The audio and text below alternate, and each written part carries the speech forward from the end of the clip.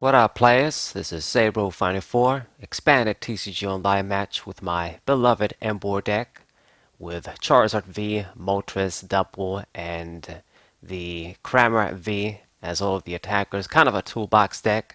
Not exactly a Charizard V deck, but it's just easier for me to title the deck Charizard V Emboar for YouTube titles and stuff. Digimon cards made their way into card market too for all my Digimon guys out there. Really pleased about that. Finally, we'll be able to just have easier access to products like booster boxes from card market. It's just much better, just much an easier time than trying to get them from other places. And now I have a place where I can just see, okay, this is what the average is for prices. Like this is what prices are for boxes and stuff. But anyway, something to compare to. I have a very, very bad start in here. Um, Very, very bad, like you have no idea. And we top deck the Juniper, which is supposed to be my salvation here, but it's not pretty, not exactly. I'm going to have to discard double rare candy, have to discard the Super Rod, a VS Seeker, and the Pig Knight. I guess that's not too bad, but it's still a loss. Very, very bad. And we don't really get too much else from this hand either. I mean, I get the Cynthia, I suppose, for next turn. So gonna use the Heavy Ball, get the Charizard V. One thing that's good about Heavy Ball is that it can search this guy too, not just the Emboars. So it's an additional bonus. And also forgot to mention, starting with Tapu Lele GX, of course, too, which is just a nostalgic annoyance to me. How many times do I have to open with Tapu Lele GX in my life? Just so just so unfortunate when that happens. It's just going to be an easy target now, and I don't even get its benefit. Now, my opponent, it's going, I'm not going to say old school, but 100% all the way, like 2016 era here, or yeah, 2016, 2017 maybe, with this Buzzwole GX, Diancie, the regular Buzzwole. There's Rockruff there, so there's probably going to be Lycanroc GX too. So, goddamn, like, this takes me back, and I never thought I'd say this. Time flies, man. So, this is going to be an interesting match. This deck obviously isn't what it used to be. The Buzzwole fighting deck used to be top tier. Now, of course, not so much. It's kind of crazy, man. It's only been like, how many years? I mean, okay, maybe it's, what, like six years about now? I mean, ever since Team Up became a thing, I guess it was still seeing play, but it started to die out. It was good because it could hit Zekrom, but that was about it. But it's definitely not the same deck as it was before. Now, my deck isn't the most meta thing either, so I guess this is going to be a kind of a fair matchup. Going to have a decent chance. Going to be interesting. Now, I have to make a painful play in here, but it's the only way for us to do something this turn.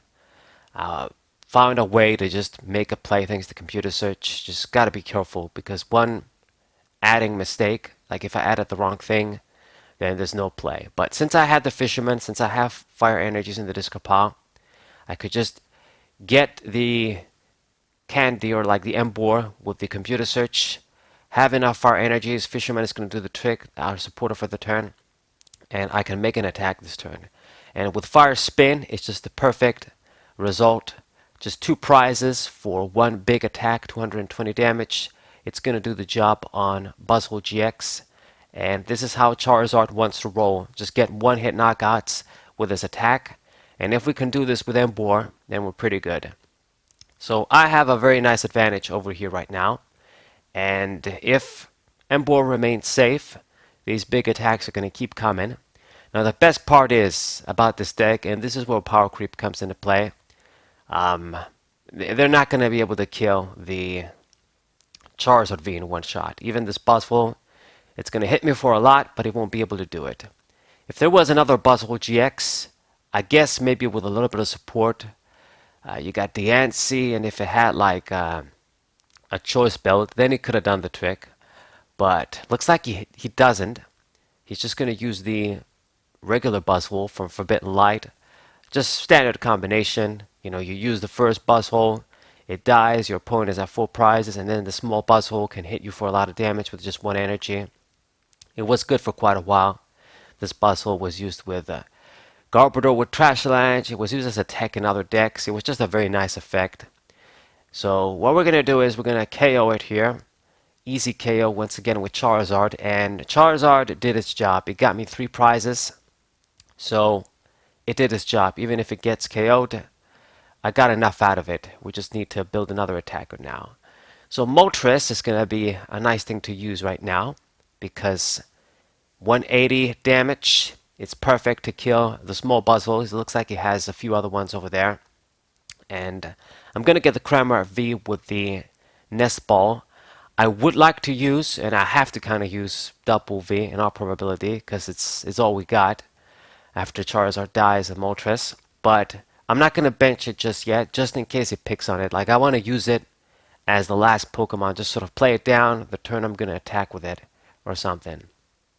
So we're just going to keep that in the deck for now. And maybe even Cramorant V can put in some work. There's not really any viable targets to hit. I mean, I guess I could hit Diancie or just hit another Pokemon that's going to give 1 prize. But Cramorant V is supposed to be there for, just sniping and killing a big Pokemon that wanted to retreat, like a VMAX trying to just get away from the active spot, or the Den AGX is a nice thing to kill with Cramorant, of course. Just a sniper. But in this case, I mean, I don't want to just snipe something like Buzzwole GX and just leave it with 30 HP. Okay, so you put the Fighting Fury Belt on the Buzzwole, so it's a 170 HP Pokemon now. Strong, but still not quite enough to survive against the excellent Moltres from Team Up. I just love its design, I love its attack. It's just the perfect Pokemon for me to use in an Emboar deck like this. So he gets the KO on the Charizard, but he's a little bit late to the party here. We're going to get our second or third KO here. And I'm just going to use Fisherman with the VS Seeker. Might as well not really mess about with the other cards just yet. Just make use of these cards right now, and then I'll be able to use the Fire Crystals later if need be. We're probably not going to need VS Seeker for N and stuff. I haven't used my boss's order, so it's all good.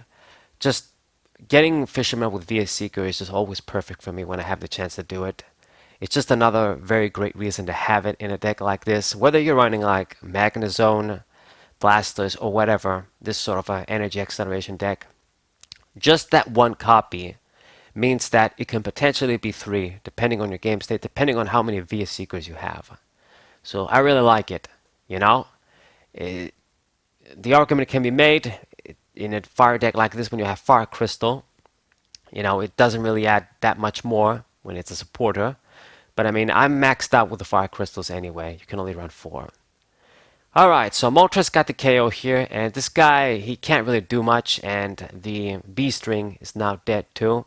He managed to use 1, but now that I'm 2 prizes, that card is useless, just like back in the day. Gotta use it when your opponent is at 4 or 3 prizes. It's your only chance. So he decided to use Lycanroc GX to pull the Tepig. I don't know why. I guess he's given up or something and wants to kill the small dudes, just get more prizes. It's fine. I could have used Moltres, but to be honest, I'm just going to promote Cramorant V, and there's nothing really to target. I'm just going to target Diancie so that his damage decreases even more. That Pokemon is out of the way. And then if he decides to keep using the Stage 1 Lycanroc, I can just finish it off with Moltres. I mean, what I wanted him to do is... I thought he was going to use, like, a 2-prize Pokemon. Then maybe we could have used Moltres and then used Cramorant V. But I guess he used what he used. This Stage 1 Lycanroc. Another old card from Sun and Moon era. Okay, so here goes Spit Shot. I'm just going to get rid of the Diancie, so your damage has decreased even more. You can't really do much. I have energy acceleration. This deck doesn't, besides the B-String. And I have this guy at my mercy. So there's the Buzzwole down. Maybe it's a good thing that we saved the Moltres. And Cramorant V also has the fire resistance too, so it's not even gonna care. So it hits me with Lycanroc, and this is basically a GG. Just gonna use the Fire Crystal, attach the energies, and then just finish him off with Cramorant V.